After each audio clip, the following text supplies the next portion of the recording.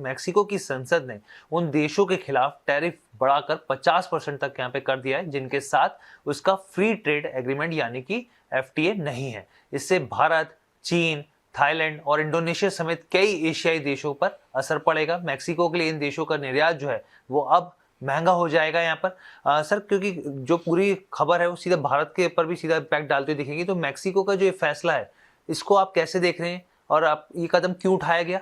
हम इस पर चर्चा करते रहे। जब ये प्रस्ताव आया था उस दौरान भी हमने पुनः पॉइंट पर चर्चा की थी। कल दर्शकों को याद होगा हमने संकेत दिया था और ये फैसला आधिकारिक रूप से आ गया। मैक्सिको ने ठीक अमेरिका की तर्ज पर, जो अमेरिका ने किया ठीक उसी तर्ज पर उन देशों के साथ जिनके साथ उनका एफटीए नहीं है उन पर 50% का टैरिफ लगा दिया। करीब 1400 प्रोडक्ट लाइन्स हैं जिन पर सीधा असर पड़ेगा इस टैरिफ का, और $1 बिलियन के आसपास भारत की 1400 एक्सपोर्ट लाइन और $1 बिलियन के आसपास भारत के निर्यात का असर होगा। मैक्सिको का ये फैसला बिल्कुल स्पष्ट रूप से दिखाता है कि डोनाल्ड ट्रंप जिस तरीके से अपने बाजार में इंपोर्ट्स को महंगा कर रहे हैं और बेहतर रेवेन्यू की कोशिश कर रहे हैं, घरेलू उत्पादन को सपोर्ट करने की कोशिश कर रहे हैं इसके जरिए, हालांकि उससे होगा कि नहीं, वही सेम मॉडल मैक्सिको ने लागू किया है।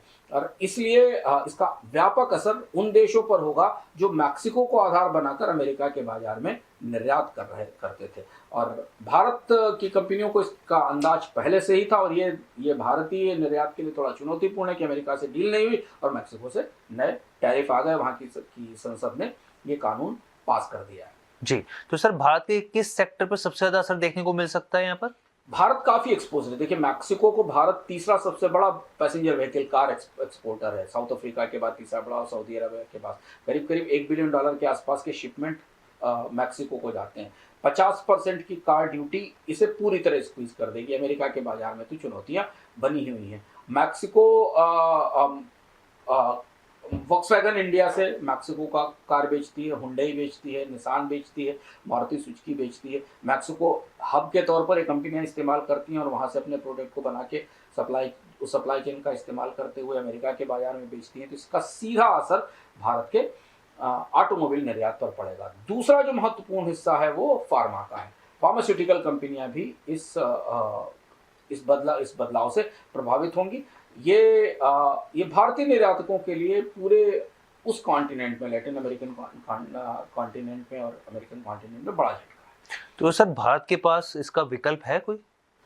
अभी फिलहाल भारत के पास कोई विकल्प नहीं, और ये चर्चा पिछले 2 हफ्ते से चल रही है। मतलब भारत सरकार को बात पता है। कंपनियों ने ये भी सरकार से कहा था कि अगर आप इस मामले में दखल नहीं देते तो हम अपनी फैक्ट्री शिफ्ट करेंगे, बल्कि कई कंपनियां पहले से ही मैक्सिको में अपनी उत्पादन इकाइयां लगा के शिफ्ट कर रही हैं। भारत के पास केवल विकल्प है कि इसको ले जाकर वो WTO में इसके अगेंस्ट अपील करे और कॉन्टेस्ट करे कि इस तरह से एक तरफा 50% ड्यूटी नहीं लगाई जा सकती और एफटीए को बाइंडिंग नहीं किया जा सकता। लेकिन हालांकि इसके लिए उसे WTO में और भी देशों के सहयोग की, समर्थन की जरूरत होगी।